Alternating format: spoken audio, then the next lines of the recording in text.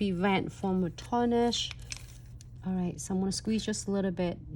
I'm not seal the top of the flowers because you do not need it. The flowers for the gel is already set. I'm gonna go into the edges right here to make sure that the crystal are not gonna scratchy. Like right here is feeling scratchy.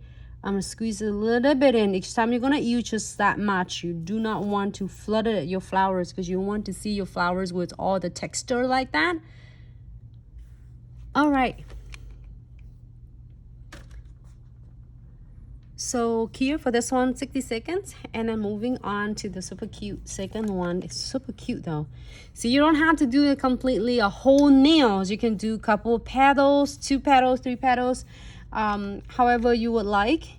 I'm gonna do continue seals on the top of the metal beads, not on the top of the crystal, because you can see the crystal still really sparkle and nice there.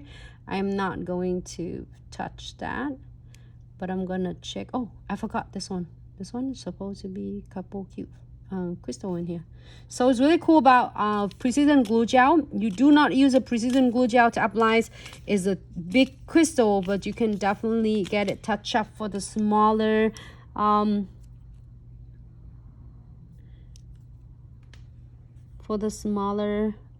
crystal.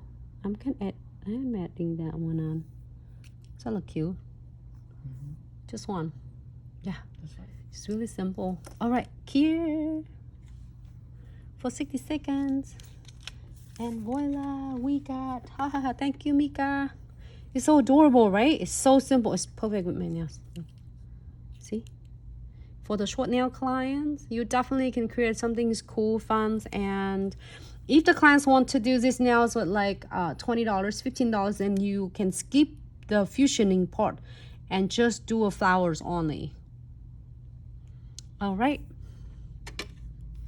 So here is 2 nails. How does that look? Using that 40, and I have that fusioning right here. Sorry, my passionate. Here is the recaps. Oh, I forgot gel polish. Here.